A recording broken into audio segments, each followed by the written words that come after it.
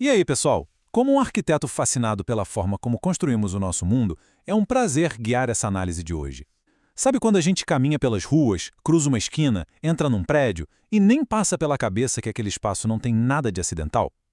Pois é, o desenho das ruas e das quadras foi milimetricamente pensado e isso moldou a nossa cultura e a sociedade ao longo dos séculos. Hoje, nós vamos decifrar esse código juntos e entender exatamente como a quadra molda a nossa vida em sociedade. É incrível observar essa transformação urbana, né? A gente sai daquelas ruelas medievais apertadas, espremidas entre muralhas, passa pelos blocos maciços e pesados da era industrial, até chegar naqueles cubos flutuantes vazados da arquitetura mais contemporânea. Essa linha do tempo é o ponto de partida perfeito para a nossa jornada arquitetônica de hoje. Mas antes de mergulhar de cabeça, a gente precisa falar de um conceito fundamental: a morfologia urbana. Em termos simples, é o estudo da forma física da cidade, mas vai muito além disso, tá? É como se a gente usasse uma lente especial para ler a cidade como se fosse um texto, um livro aberto, cujas páginas foram escritas por forças culturais e econômicas fortíssimas ao longo do tempo. E aqui está a nossa planta baixa, o roteiro para a exploração de hoje. 1. A gramática da cidade. 2. A quadra como resíduo. 3. A quadra como composição. 4. A quebra do perímetro. 5. O salto modernista. E, por fim, o número 6, a síntese, a quadra aberta. Certo. Ponto 1. A gramática da cidade. Vamos entender como ler esse tecido urbano. Se a gente desmontar qualquer paisagem urbana, vamos encontrar 4 peças essenciais: os espaços livres, as edificações, o parcelamento dos lotes e o sistema viário. A grande mágica, a tensão narrativa do urbanismo, mora bem aí. É o embate constante entre o espaço cheio, que engloba os prédios e as propriedades privadas, e o espaço vazio, que são as ruas e as áreas públicas. Vamos para o ponto 2, a quadra como resíduo, a supremacia da massa e a rua corredor.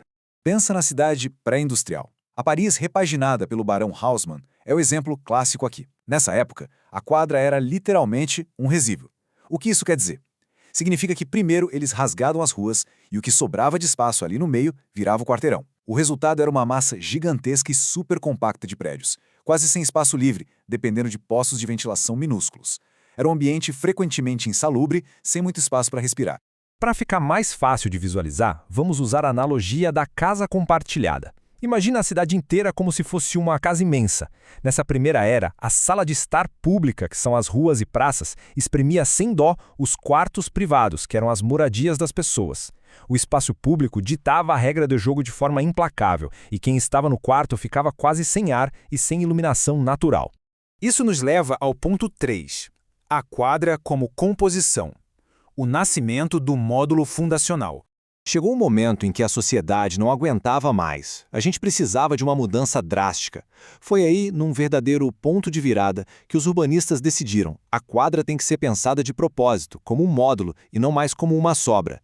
Quando a gente compara aquela velha massa residual densa com o revolucionário Plano Cerdá para Barcelona, criado no meio do século XIX, a diferença visual é brutal. Foi uma revolução matemática, onde a quadra deixou de ser o resto para virar a estrela da composição urbana. E o detalhe absolutamente genial da quadra de Cerdá está nas esquinas. Ao invés de um quadrado perfeito, ele fez cortes diagonais chanfrando as pontas.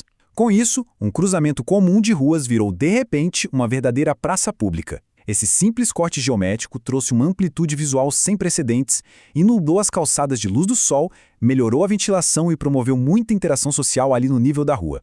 Um verdadeiro golaço. Ponto 4. A quebra do perímetro. A busca incessante por ar e luz. Com as populações urbanas crescendo num ritmo assustador, a arquitetura teve que correr atrás para manter a saúde e a higiene.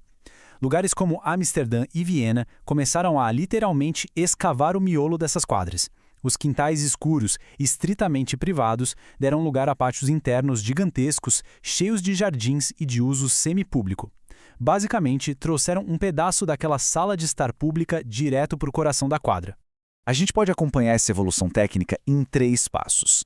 Passo 1, tivemos a ocupação do perímetro, com os prédios construídos contornando a rua. Passo 2, a necessidade de ventilação forçou esses blocos a virarem grandes anéis contínuos ao redor de um pátio. E o passo 3, o colapso total desse anel, quebrando o perímetro em blocos retos, laminares e paralelos. Tudo isso para maximizar o fluxo de ar e a luz do sol de um jeito bem mais científico. O auge dessa fase de ocupação do perímetro criou verdadeiros oásis no meio da cidade. Enormes vazios internos, cheios de luz, totalmente protegidos do caos e do barulho das ruas. Esse foi basicamente o estágio final e maduro daquela quadra conectada, pouco antes que uma ruptura radical no século XX chegasse para despedaçar a cidade tradicional de vez. Chegamos ao ponto 5, o salto modernista, a busca pela tábula rasa. O século XX bateu na porta com uma urgência louca por progresso e uma energia quase messiânica para resolver as crises habitacionais. Urbanistas como Walter Gropius romperam o perímetro por completo, exigindo uma lousa em branco. Os edifícios agora eram construídos como faixas paralelas, isoladas. Rolou uma inversão total de papéis. A célula habitacional passou a ditar a forma da cidade. Sem hierarquia, a esquina clássica foi eliminada e a quadra tradicional desapareceu. Essa reversão topológica é de explodir a cabeça. De um lado da história, a gente tinha um mundo antigo, um sistema do vazio, onde a rua mandava e o espaço público ia esculpindo os edifícios em volta. Do outro lado, chegou a era moderna com o sistema do objeto. Os prédios viraram volumes autônomos, como ilhas isoladas flutuando num vazio gigante contínuo, completamente indiferentes ao que acontecia nas ruas. Trazendo de volta a nossa analogia da casa compartilhada. O modernismo criou uma cidade de quartos isolados, flutuando sozinhos pelo espaço. Sim, as condições dentro desses quartos melhoraram absurdamente em ventilação e luz, mas a coesão social foi perdida. A gente perdeu a nossa sala de estar pública compartilhada. Não havia mais um lugar claro e definido para as pessoas se encontrarem.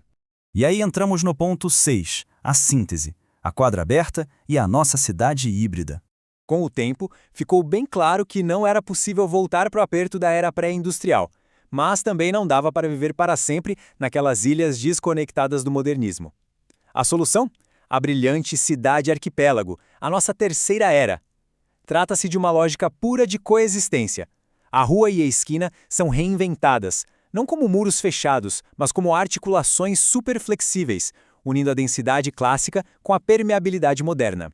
Para fechar nossa analogia da casa, a quadra aberta de hoje funciona como se fosse uma varanda bem generosa ou um pátio. É um elemento de conciliação. Ela cria a ponte perfeita, conectando a privacidade e o ar puro do quarto moderno de volta com a vibração da sala de estar pública, onde a comunidade inteira interage.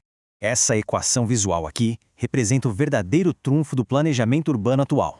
Somando o alinhamento clássico e legível da quadra antiga, com a autonomia e o direito à luz da era moderna, e adicionando as novas redes da nossa sociedade, o resultado é a fantástica quadra aberta, um espaço híbrido maravilhoso que permite respiros visuais, pracinhas semipúblicas e toda a diversidade da arquitetura contemporânea. O que a gente leva disso tudo é que as cidades falam com a gente através das suas formas. E fica aqui um desafio bacana para a reflexão. Da próxima vez que caminharmos pelo nosso bairro, vale a pena observar a paisagem. Qual destes 3 modelos urbanos moldou a arquitetura ao nosso redor? A quadra residual e maciça de Haussmann, o vazio flutuante e isolado do modernismo ou essa nova síntese da quadra aberta? A resposta está ali, gravada no concreto e no traçado das calçadas, só esperando para ser lida. Muito obrigado por acompanhar mais essa análise e até a próxima.